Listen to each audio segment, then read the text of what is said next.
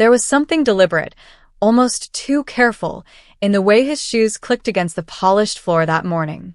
Steady, measured, like the ticking of an old clock in a silent room. The air around him felt heavy, sharp, and cold, as if he brought the wind with him. He did not smile at the receptionist. He did not nod to the security guard. He walked straight past everyone with that expensive leather briefcase and a glint in his eyes that said this building was his to tear apart and rebuild in his own image. My name is Ivy Mercer. I am 39 years old. For the past 12 years, I have worked as the Senior International Relations Manager at Eastbridge Solutions, a company that built its fortune not just on software, but on quiet relationships carefully nurtured across the seas. I spoke fluent Mandarin, understood the business etiquette of our largest Chinese partners, and held the trust of their most senior executives. It was not written on a report or listed in any database, but every major deal in the last 8 years passed through my desk. Without me, those deals would have never existed. But of course, the new chief executive officer would not know that. Not yet. Before I continue my story, let me know where you are watching from in the comments and hit that like and subscribe button. His name was Lucas Brent, newly appointed Chief Executive Officer. 33 years old. Young enough to still think spreadsheets and confidence could replace human judgment. Rumor said he was recruited by the board to modernize the company's structure, which was always just a polished phrase for cutting costs, thinning ranks, and pushing out those the board thought too old or too slow. From the glass wall of my office, small but private, I watched him stride across the floor without hesitation. He did not glance into offices. He did not greet department heads. He simply moved like a blade slipping between cracks. His reputation had arrived a week before he did. Clever, aggressive, with a record for swift restructuring. I had seen men like him before. Too eager to show results. Too blind to see the damage they would cause. At lunch that day, the whispers began. I sat quietly by the window, stirring my tea while two of the older analysts traded quiet jokes. He looks like the substitute teacher who thinks he can run the whole school in one day, one said with a low chuckle. We smiled, careful not to laugh too loudly. It was the survival instinct of people who had outlasted many fresh starts. I had been here through 3 chief executive officers before Lucas. One left after a scandal, another after missing targets so badly the shareholders revolted, and the third burned out trying to cut everything that moved. All of them made the same mistake. They underestimated the quiet ones. The ones who knew how the real work was done. I sipped my tea and watched as Lucas passed my office. His eyes barely flicked toward my nameplate. He did not slow down. Did not pause. He did not know who I was. Yet. But something told me he would. The next morning, the changes began. First, quiet emails about realignments. Then meetings canceled without explanation. By Friday, 2 department heads were gone. No farewell emails. No polite announcements. Just gone. And then came the call. Ivy Mercer? Please report to conference room 3. Immediately. I put down my pen. My heart did not race. My hands did not shake. I had expected this. A quiet certainty had settled over me since Lucas arrived. I straightened my jacket, picked up my notepad, and walked to the glass room where judgment waited. Lucas sat at the end of the long table, tablet in hand, gaze hard and unreadable. Ivy, he said without warmth, you have been here, what? 12 years. 12 years and 7 months, I replied. He barely nodded. Your department is being restructured. We have decided to outsource international communications to a specialist firm in Singapore. They have younger staff, more aggressive sales techniques. Your position is redundant as of today. I watched him carefully. He did not look at me as a person. To him, I was just a line item on a spreadsheet, an expense to be cut. You are making a mistake, I said quietly. His eyes flicked up, irritated. I do not need incompetence slowing down my new model. The partners will adjust. Everyone does. Thank you for your service. Security will escort you out. I stood, slowly, gathering my things. Good luck on Monday, I said, meeting his eyes for the first time. "You will need it." He frowned, confused. But I said no more. The security guard was polite, embarrassed even, as he walked me to the elevator. I carried my small box of desk items. No drama. No protests. I had seen too many people leave in anger and shame. I would not give him that satisfaction. But what Lucas did not know, what no one on his precious board seemed to understand, was that the multi-million-dollar partnership with Longway Group in Shanghai depended entirely on me. There was no written contract that could replace trust. No outsourcing firm that could speak to Mr. Chin the way I could. No cold call from Singapore would bridge that gap.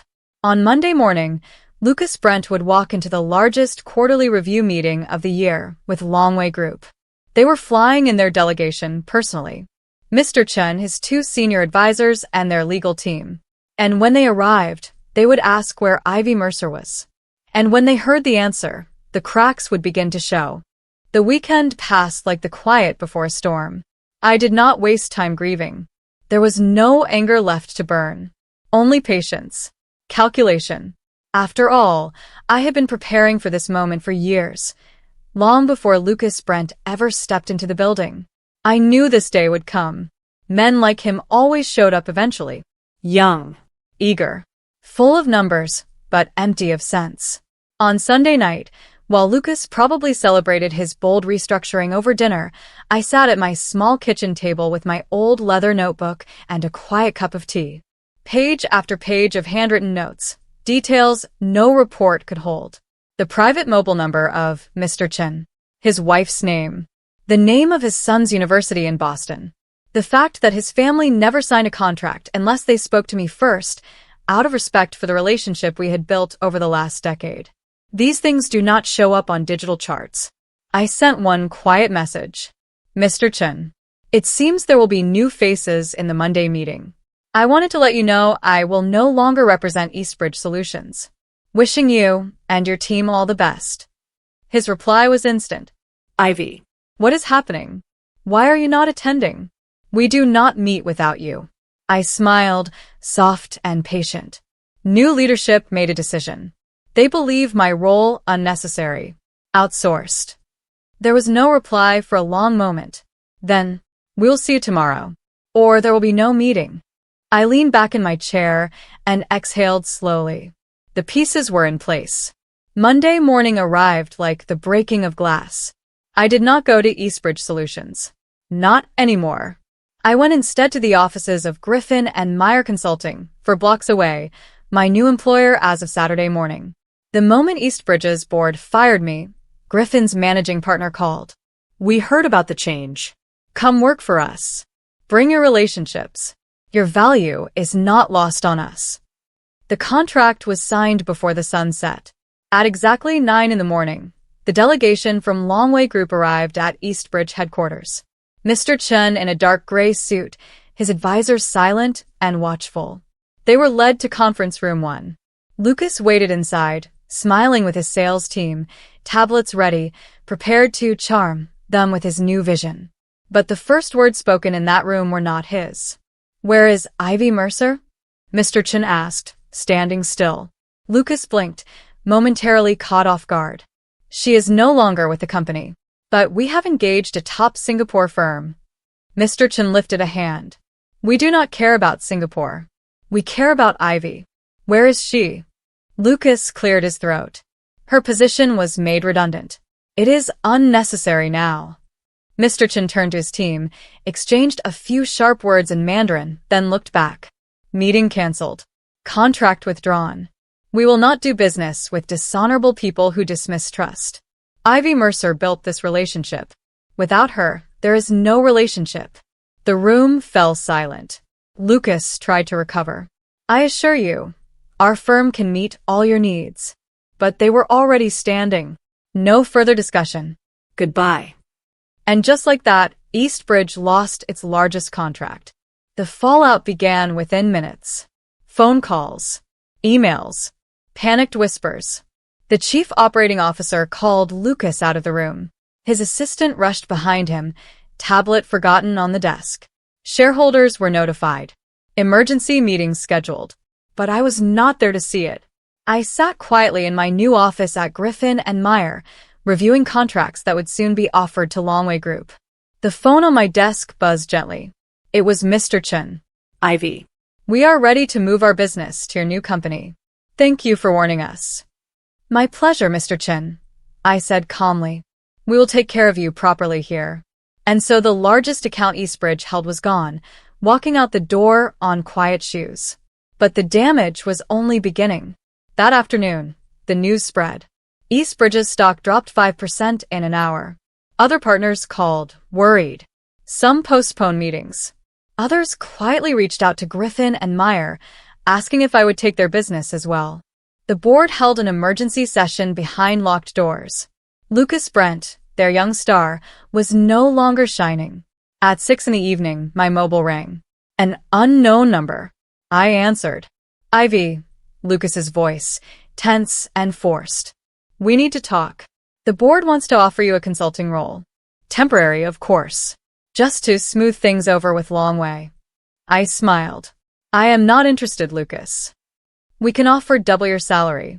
Name your terms. I leaned back in my chair. My loyalty is to my clients now, not to your mistakes. You should have asked who I was before you fired me. Silence. Ivy, please. Help us fix this. But I ended the call. Lucas Brent, the man who did not bother to learn my name, now knew it very well.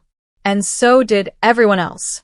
I glanced at the window, the city lights glowing soft and golden. Satisfying, quiet, complete. The storm he brought into my life had passed. And I remained standing. The days that followed felt like standing on the shore, watching a great ship slowly sink. No sudden splash. No fire. Just quiet failure, inch by inch, as the water crept higher and the weight of bad decisions dragged it beneath the surface. The first cracks showed on Tuesday. A former client, Brenton Logistics, called Griffin and Meyer. Ivy Mercer, is she with you now? The voice on the line asked carefully. Yes. I am here, I replied.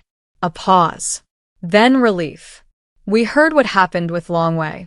Our board is uncomfortable with Eastbridge's new leadership. Would you consider handling our Pacific operations contract from now on? I smiled, though my voice remained calm. Of course. Let us schedule a meeting. That was the second account Lucas lost because of me. By Thursday, 2 more calls came in. Old contacts. Quiet allies. People who understood that relationships, not reports, built the foundation of international business. Contracts began to shift. Meetings rescheduled to new offices mine. Meanwhile, inside Eastbridge Solutions, panic tightened its grip. A second emergency board meeting was called. Shareholders demanded explanations. How had they lost Longway Group so suddenly? Why were other clients hesitating? Why were key partners transferring their business to Griffin and Meyer without warning? Lucas Brent tried to control the story. Press releases were drafted, filled with empty phrases. Strategic restructuring. Refocusing international outreach. Exploring new partnership models. But no amount of polished language could hide the truth. The market knew. The clients knew. The board knew. I knew. On Friday afternoon, an old colleague, Thomas Blake, director of finance, called me quietly. Ivy, what have you done? His voice held no anger. Only awe. I have done nothing, I said gently. I left. That is all. But they fired the wrong person. The consequences are theirs, not mine. He sighed. Lucas is finished. The board is preparing a vote. They want him out before more damage is done. I said nothing. I did not need to. The wheels were turning without me. At noon, a car arrived at my office. The driver handed me a plain envelope, Eastbridge letterhead. Inside, a formal offer. Independent consultant to the board. A generous fee. 6-month contract. Terms negotiable. My silence requested. My cooperation begged. I folded the letter neatly and placed it in the drawer. They still did not understand. I was not for sale. That evening, a message lit up my phone. Mr. Chen. Thank you again, Ivy. We trust you. Our new contract with Griffin and Meyer is signed. The future is secure. My future, not theirs. At the same time, whispers reached me from old friends inside Eastbridge. Lucas had been summoned by the board. The meeting was not going well. His voice raised. Their faces cold. Questions without answers. Blame without escape. And then the final blow. On Monday morning, Eastbridge's stock fell another 8%. Analysts issued warnings. Competitors circled like quiet sharks. Griffin and Meyer's name appeared in industry news, linked to the sudden shift of Longway Group and other key accounts. I sat at my desk as emails arrived from potential clients. Japanese partners, a South Korean firm, old European contacts, all of them asking the same quiet question. Is Ivy Mercer available to manage our interests now? Yes. Yes, I was. By Wednesday, the news broke in the business press. Lucas Brent steps down as CEO of Eastbridge Solutions after client exodus. I closed my laptop gently. It was done. A slow, careful revenge. No shouting. No drama. Just truth, patience, and the quiet collapse of arrogance. And yet, there was one final call. My phone rang. Unknown number. I answered. Ivy. It is Lucas. His voice was low, defeated. Smaller than I remembered. I see the news, I said softly. I lost everything.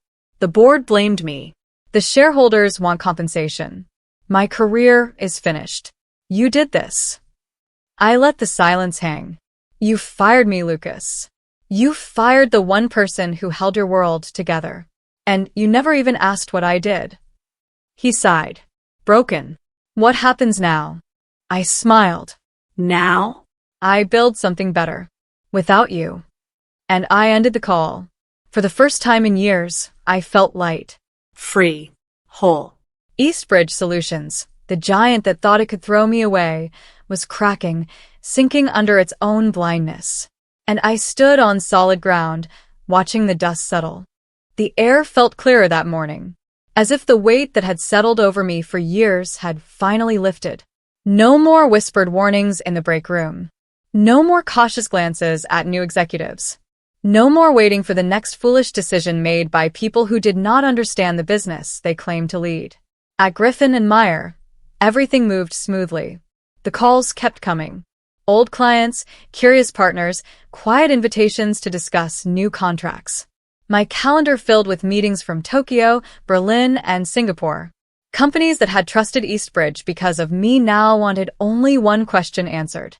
Are you available to guide us? Yes. Yes, I was. It felt strange, at first, to walk into these sleek new offices, larger, brighter, cleaner than the corner of Eastbridge I had called mine for over a decade. But strange in the best way. Like walking into sunlight after too many years of dim rooms. By the end of that first week, we signed 4 major accounts that once belonged to Eastbridge.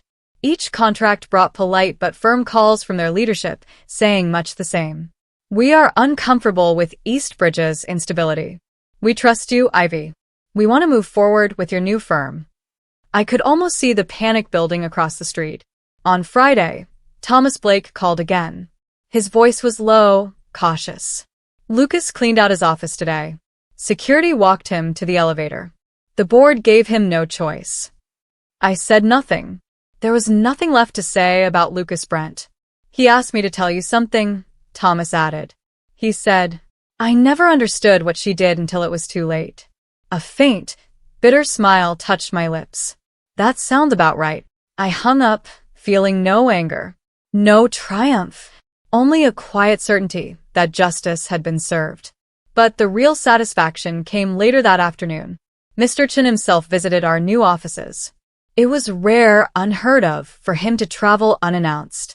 But there he was, standing in the reception area in his dark gray suit, a small, respectful smile on his face. Ivy, he said warmly, I wanted to see for myself that you are in a proper place again. Mr. Chen, I greeted him, offering my hand. Welcome. We sat in the quiet conference room. No scripts. No presentations. Just trust. We have signed the new agreement with Griffin and Meyer, he said simply. Long term. 5 years. Automatic renewal. We are also recommending your services to our partners in Beijing and Taipei.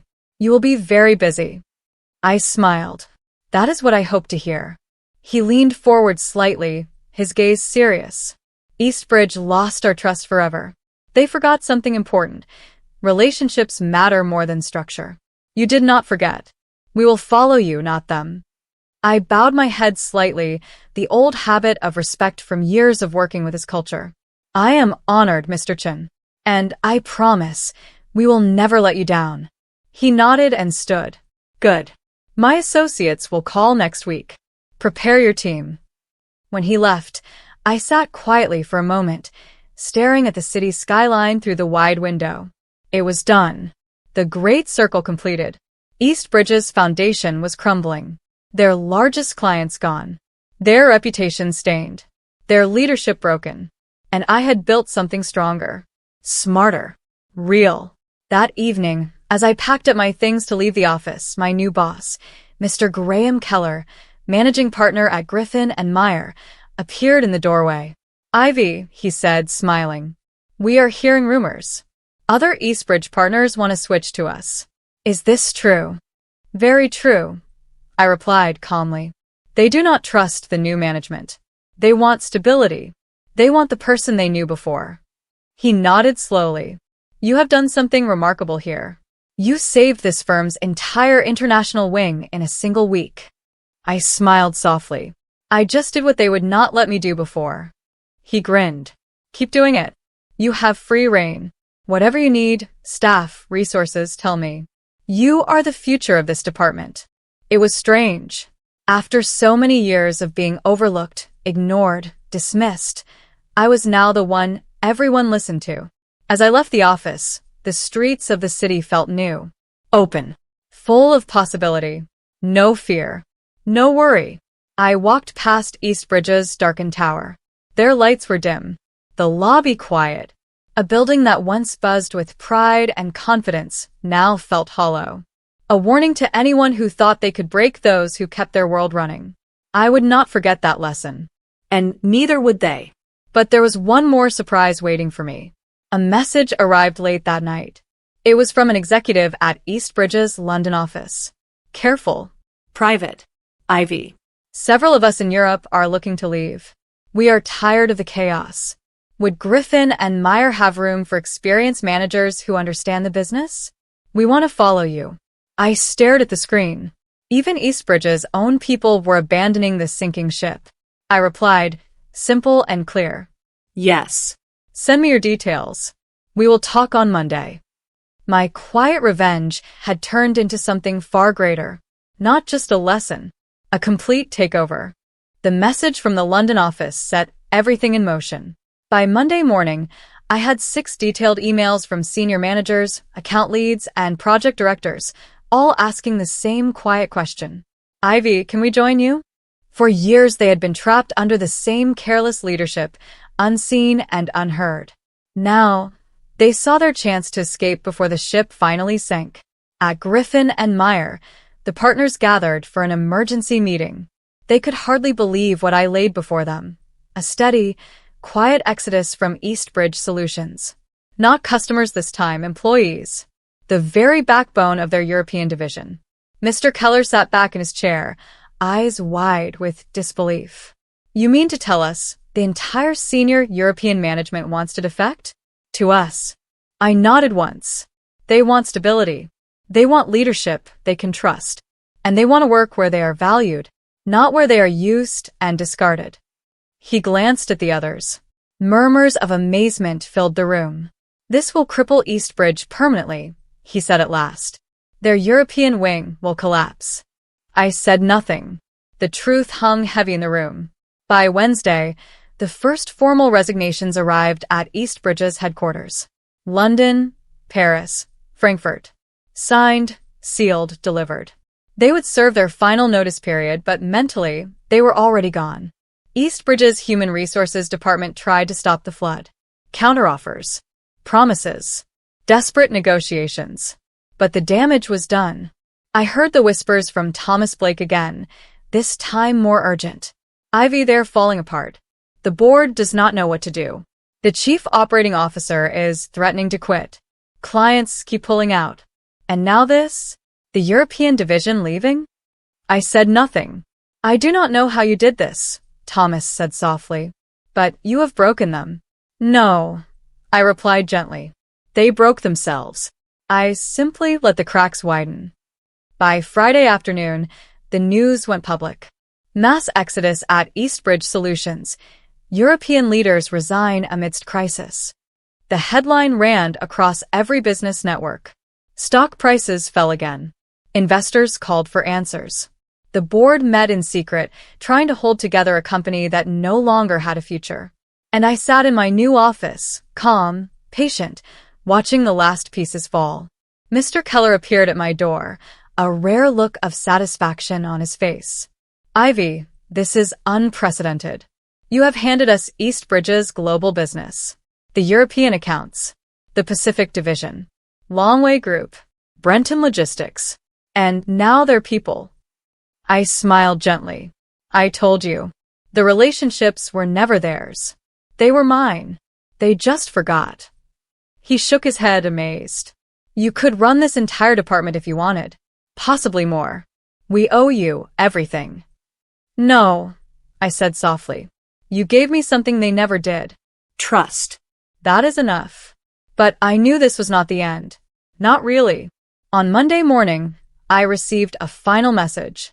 It was from Lucas Brent. A quiet, broken text. Congratulations, Ivy. You destroyed everything. I underestimated you. I paid for it. You win. I stared at the screen for a moment, then typed a single reply. I warned you. Good luck finding someone to trust you now. And I put the phone away. As the weeks passed, Griffin and Meyer grew stronger. My team doubled in size. Clients poured in one by one. The name Ivy Mercer became something spoken with respect in every major boardroom from Shanghai to Berlin. Eastbridge? Their headquarters stood half empty. Darkened windows. Restructuring notices. Lawsuits. Layoffs. A fading giant, too blind to save itself when it had the chance. I had not shouted. I had not raged. I had waited and acted. With patience. With precision. And in the end, the quiet ones, those they thought weak and small, proved to be the strongest of all. The story was complete. My revenge was not loud. It was not cruel. It was quiet, professional, final, and deeply, completely satisfying. The kind of ending no one at Eastbridge would ever forget. Not even Lucas Brent. Because sometimes the most dangerous person in the room is the one they never see coming.